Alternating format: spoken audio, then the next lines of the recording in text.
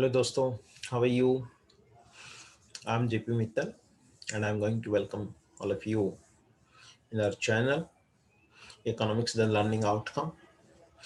And today we are going to continue the first chapter of Microeconomics Introduction to Economics. In the last topic, in the last video, we discussed some topics. Today we are going to continue the chapter. Yes, friends, in the last video, in part 1, we discussed about definition of economics, economy, scarcity, economizing of resources, micro and macro differences, and difference between positive and normative economics. Now we are going to continue the second part. Let's start. In the second part, today we are discussing why does economic problem arise? Then we are discussing what to produce, how to produce, for whom to produce, and what is opportunity cost, and explain it with the help of an example. So let's discuss the first question.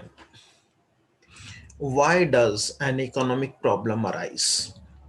We know that all demand is greater than supply, or demand means what does demand means? Wants.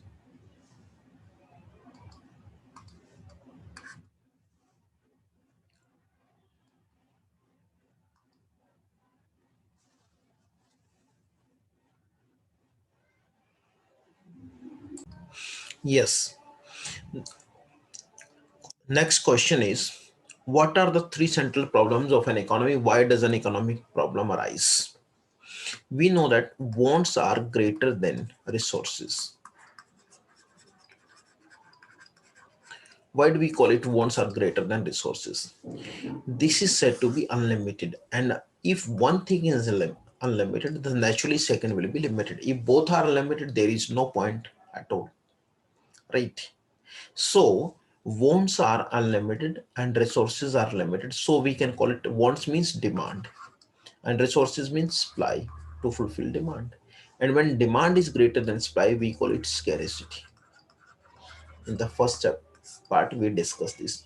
Wants are unlimited, resources are limited, and which are recurring in nature. Recurring in nature in the sense, if one wants get satisfied, other keep on arising. And these wants have alternative uses also. Have alternative uses also.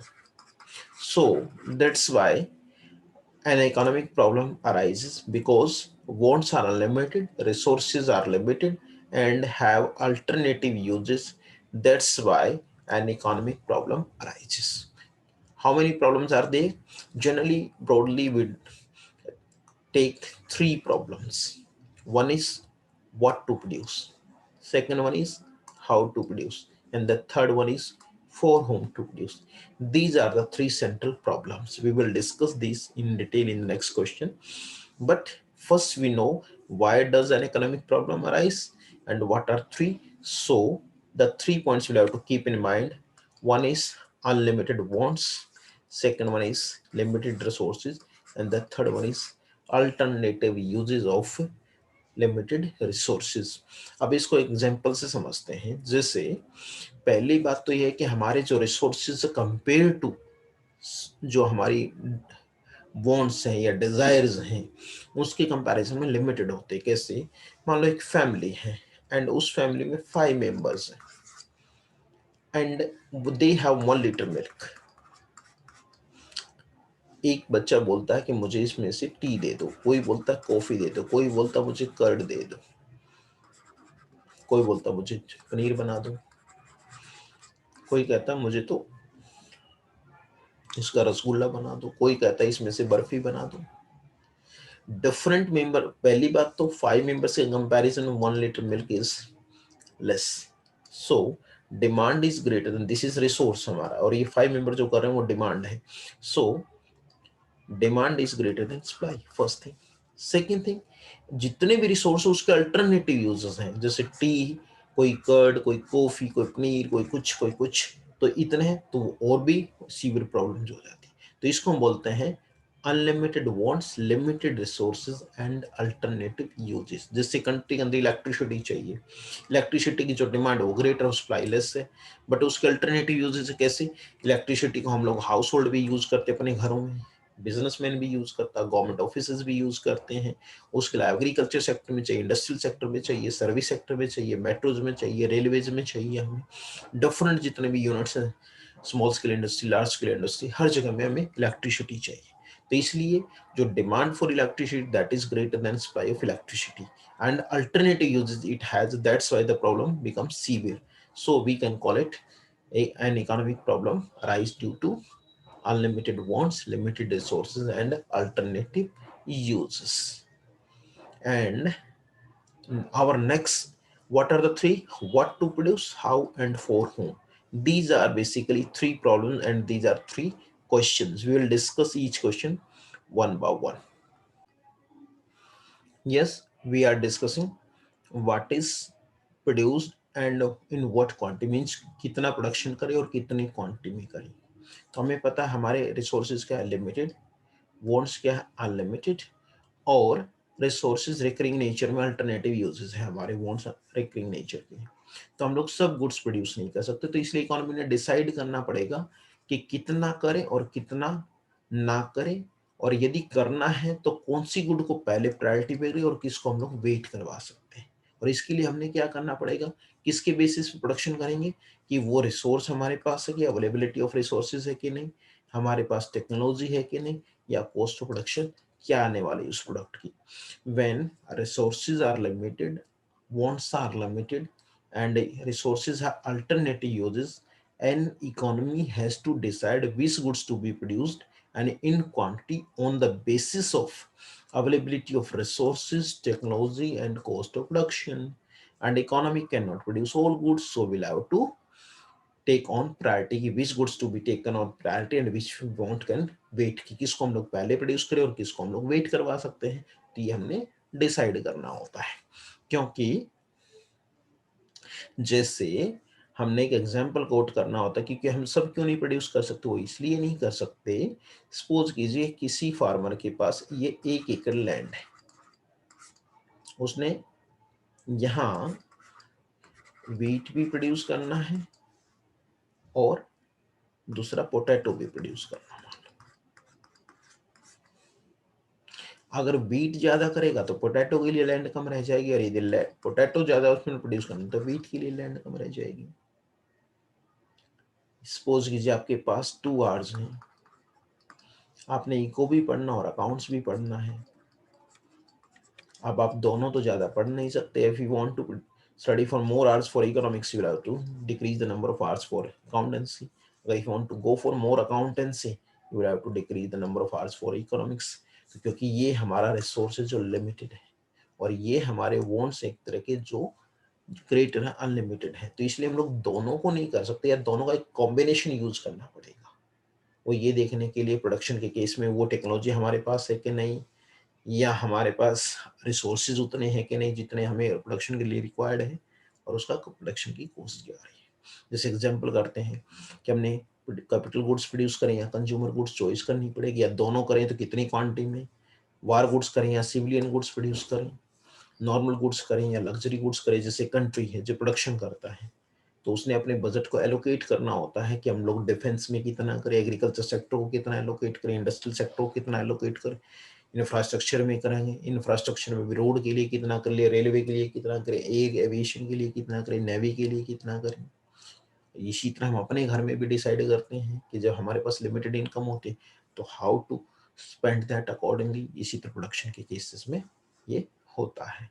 तो ये हमारा था कि कौन सी good produce करे और कितनी quantity में, ये हमारा डायरेक्ट क्वेश्चन है। बट इसकी जो लैंग्वेज चेंज कर दी गई है एग्जामिनेशन में, वो आते हैं explain the central problem of the choice of products to be produced है। ये बच्चे ध्यान रखेंगे, इसलिए मैंने एग्जामिनेशन पॉइंट ऑफ व्यू से क्या लैंग्वेज चेंज की सकती है जिसको ट्विस्ट कर सकते हैं एग्जामिनर, पेपर सेटर, तो मैंने उसको कवर किया है पहले ही। क्लियर। तो ये था हमारा एक और क्वेश्चन, एक सेंट्रल प्रॉब्लम हमारी, what to produce and in what quantity. Next हमारी है नाउ वी हैव डिसाइडेड क्या प्रोड्यूस करें। अब नेक्स्ट क्वेश्चन आता है कि कौन सी टेक्निक से करें। Technique is important. अब हमने प्रोडक्शन करना है, तो there are basically two techniques of production. One is called capital intensive technique and second is called labor intensive techniques। Basically technique क्या होती है? कई बार हम लोग वर्ड्स को पढ़ते हैं, सेंटेंसेस को पढ़ते हैं, बट उसका मीनिंग टेक्नोलॉजी से यहाँ सेंस होता है कॉम्बिनेशन फैक्टर्स प्रोडक्शन। टेक्निक का सेंस क्या है यहाँ हमारा? Combination of factors of production.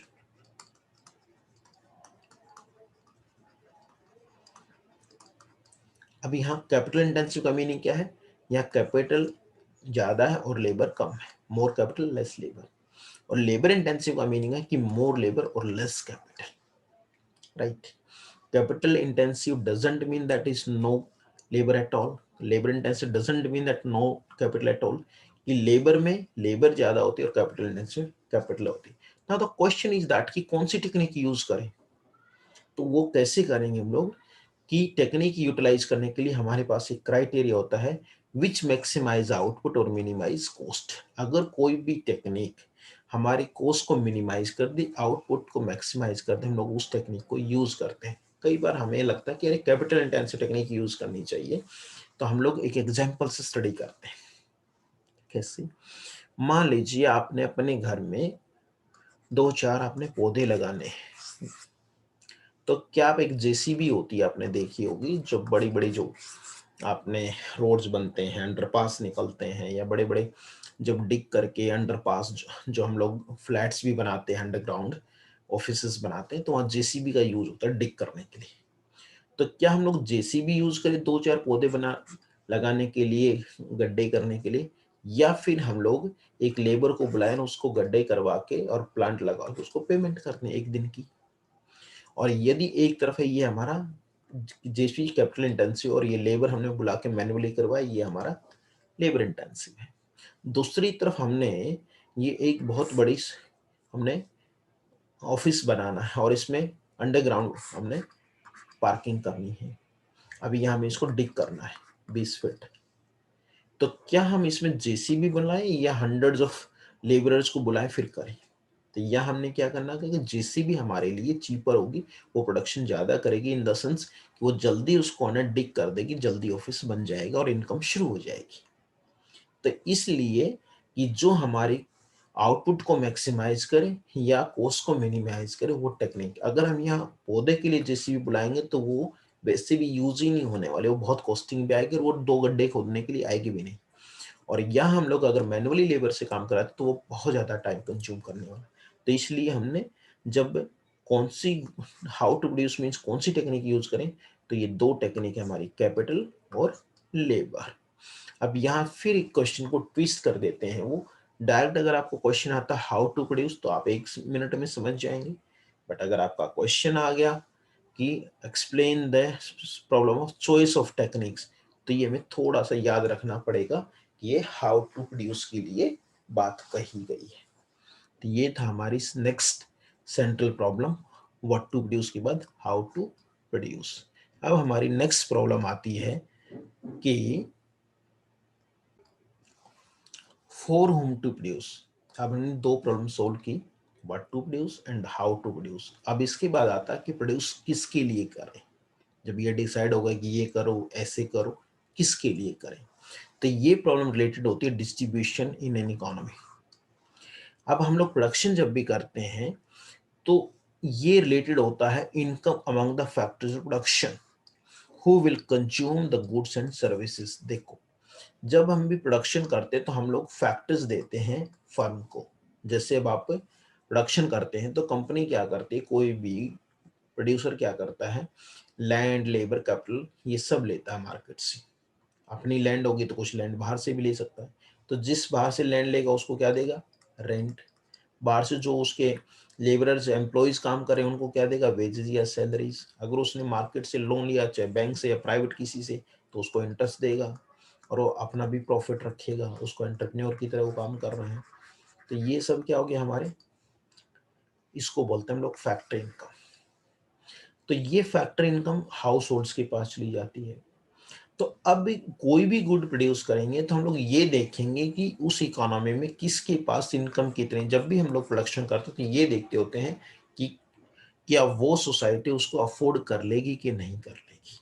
अगर वहाँ हाई इनकम ग्रुप के लोग हैं तो उसी तरह की गुड्स एंड सर्विसेज प्रोड्यूस करते हैं। अगर आप देखोगे अर्बन में, और अर्बन में भी अगर बहुत सी सेक्टर वाइज देखोगे, सोसाइटी वाइज देखोगे, रिच और थोड़ा सा लेसर, तो वहाँ अकॉर्डिंगली क्या होता है उसी तरह की प्रोडक्ट्स की चॉइसेस मिलेगी। अगर आप थोड़े विलेजेस में जाओगे रूरल एरिया में, तो वहाँ आपको बड़े बड़े मॉल्स नहीं मिलेंगे, बड़े बड़े ऑटोमोबाइल्स के, कार्स के एंड बाइक्स के ये नहीं मिलेंगे। रीजन भी क्योंकि वहाँ इतनी ज़्यादा डिमांड है ही नहीं। क्योंकि अर्बन के अंदर क्या होता है, अर्बन की जो पॉपुलेशन होती है एक सिटी की, मेट्रो की, अगर हम लोग दिल्ली की बात करें, गुड़गांव की बात करें, या बेंगलोर की बात करें, चेन्नई की बात करें, तो ये बड़े हैं सिटीज़। अब यहाँ इसकी अपनी पॉपुलेशन इतनी ज़्यादा कि वहाँ कोई भी बड़े बड़े शोरूम गाड़ियों में BMW, ओडी, जैगवार या लैंड रोवर या दूसरे वॉचेस के बड़े बड़े, या शोरूम क्लोथ्स के या शूज़ के बड़े बड़े मिल जाएंगे। तो वहाँ उनकी डिमांड मीट हो जाती है। तो प्रोडक्शन करने वाला ये देखता है कि वो लोग अफोर्ड कर पाएंगे कि नहीं। लेकिन हम रूरल में जाएंगे तो may be some people can afford but everyone can not afford there. Everyone तो सिटी में भी, बट उसकी पॉपुलेशन इतना है कि जो प्रोडक्शन करेगा वो सेल आउट हो जाएगा। तो यह डिस्ट्रीब्यूशन ऑफ इनकम से रिलेटेड है कि it is the problem of distribution of income among factors of production, means rent, wage, interest, profit, इसको हम बोलते हैं income which is distributed among the factors who will consume the goods and services produced. It is determined by purchasing power of people, which mainly depends on the distribution of income from output among various factors production। यानी जब भी हम लोग goods खरीदेंगे तो उसके लिए income होनी चाहिए, और वो इनकम कहाँ से आती है, जो ये हमें डिस्ट्रीब्यूट होती है किससे, जब हम लोग आउटपुट करते हैं, जो मैंने अभी बोला कि rent, wage, interest and profit. और गुड्स किसके लिए प्रोड्यूस करेंगे, जिनके पास परचेसिंग पावर होगी। तो ये दो तरह का डिस्ट्रीब्यूशन होता है। एक पर्सनल डिस्ट्रीब्यूशन है, यानी how national income is distributed among groups of people, और दूसरा था फंक्शनल डिस्ट्रीब्यूशन, जिसका मीनिंग होता है कि it involve deciding the share of different factors of production in total national income. जो ये हमारा, इसको हम बोलते हैं फैक्टरल डिस्ट्रीब्यूशन, यानी अलग अलग फैक्टर को कितना कितना मिलेगा। जैसे लैंड को रेंट मिलता है, लेबर को वेज मिलता है, कैपिटल के लिए इंटरेस्ट होता है, एंटरप्रेन्योर लास्ट में प्रॉफिट अर्न करता है। तो ये था हमारा personal distribution and functional distribution, and ये थे हमारा थर्ड जो प्रॉब्लम थी, central problem, for how to produce. अब इसके बाद में एक लास्ट क्वेश्चन है इस चैप्टर का, वो है हमारा what is opportunity cost and explain with the help of an example. कैसे अपॉर्चुनिटी कॉस्ट क्या होती है, देखिए समझिए कि next best shelter forgone known as opportunity cost. ये तो हमारी डेफिनेशन हुई, बट इसको हम लोग समझते हैं। मान लो आपके पास 8 to 9 PM आप पढ़ते हैं डेली। इस टाइम पर आप एक सब्जेक्ट पढ़ते हैं, 1 hour का एक स्लॉट पढ़ते लगातार, या तो यहाँ पे इको पढ़ रहे हैं या BST पढ़ रहे हैं। अगर इको पढ़ेंगे तो आपने BST ड्रॉप करना पड़ेगा, BST करोगे तो इको ड्रॉप करना पड़ेगा। जो आप पढ़ते हैं तो नेचुरली दूसरे वाले की कॉस्ट पर पढ़ते हैं, तो उसको बोलते हैं अपॉर्चुनिटी कॉस्ट। यानी अगर आप इको स्टडी कर रहे हैं एंड यू फॉरगॉट, इसको हमने छोड़ना पड़ा, तो इको की अपॉर्चुनिटी कॉस्ट क्या होगी, BST। या BST अगर आप पढ़ते तो उसकी अपॉर्चुनिटी कॉस्ट क्या होगी, इको। तो यहाँ एक एग्जाम्पल पढ़ते हैं हम लोग। जैसे एक बुक किसी के पास इनकम है, उसमें से या तो वो एक पेन प्रोड्यूस कर सकता है या 50, एक बुक है ये, सॉरी हम लोग इसको ऐसे स्टडी करते हैं,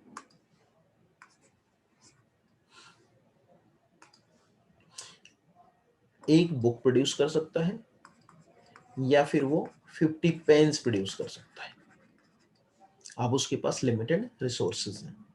अगर एक बुक प्रोड्यूस करता तो उसने 50 पेन को गिव अप करना पड़ेगा, तो वन बुक की अपॉर्चुनिटी कॉस्ट होगी 50 पेन्स। और यदि वो पेन्स प्रोड्यूस करता है तो उसने बुक को गिव अप करना पड़ेगा, फोरगॉन करना पड़ेगा। तो यानी 50 पेन्स की अपॉर्चुनिटी कॉस्ट होगी हमारी वन बुक। तो इसलिए इसको हम बोलते हैं अपॉर्चुनिटी कॉस्ट। या एक एग्जांपल और लेते हैं, मान लो एक पर्सन है, वो स्कूल में भी टीचर बन सकता है और दूसरा वो ट्यूशन करके वहाँ प्राइवेट ट्यूटर भी बन सकता है। स्कूल में मान लो उसको मिल रहे हैं 50,000 और ट्यूटर में यहाँ उसको मिल रहे हैं 1,00,000 रुपीज। अब वो किस में जॉब करेगा? नेचुरली इसमें करेगा, प्राइवेट ट्यूटर करेगा, स्कूल में नहीं जाएगा। बट ये जो टीचिंग है ये उससे बेस्ट नेक्स्ट है। ये कैसे बेस्ट नेक्स्ट अल्टरनेटिव, अगर ये नहीं होगा तो ये तो उसके पास है अपॉर्चुनिटी, तो ये ट्यूटर का वो करेगा, लेकिन वो कब कर पाएगा? जब वो स्कूल में टीचर नहीं बनेगा। तो इसलिए क्या होगा, ट्यूटर की अपॉर्चुनिटी कॉस्ट होगी हमारी, एक टीचर की जो सैलरी है मान लो 50,000 उसको मिल रही है, इसको बोलते हैं हम लोग next best alternate forgone. This is called opportunity cost. तो so guys, today we discussed few questions. What is central problem, how to solve it, then what to produce, how to produce, and for whom to produce in detail, and one more question, opportunity cost. And what I discussed in the beginning, where the PPC part is concerned, production possibility curve, this part has been deleted by CBSE for the session 2021. And in next coming years after corona pandemic, I mean, when everything is really fine in the country and all over the globe, then CBSE may add the syllabus again. So we'll shoot the video at the time. For the time now, just only this part will be the part of syllabus and we'll discuss only this part, right? And PPC will discuss later on in coming session. Okay, I hope you enjoyed the lecture, and if anyone has any doubt, one can mail us given below, and share this with your friends also. And guys, enjoy this one, and this I hope कि आपको ये difficult नहीं लग रहा होगा, but ये जरूर है कि आपने रेगुलर इसको स्टडीज करना होगा। ऐसा नहीं कर सकते जैसे हम लोग नेटफ्लिक्स, अमेजोन प्राइम या हम लोग यूट्यूब या दूसरे के ऊपर देख रहे हैं, आराम से लेटे हुए हैं, आराम से कहीं भी सोफा पर बैठे हुए हैं और इसको देख रहे हैं। जब आप स्टडीज करते हो तो बेटर रिजल्ट्स के लिए ये है कि आप कॉपी पेन लेकर के जैसे प्रॉपर आप करते हैं स्टडीज, ऐसी इसकी कीजिए। This will help you lot. Okay, thank you all of you guys. If you have any suggestion for any improvement in this one, so write mail or give the comment. Thank you all of you guys. Thank you.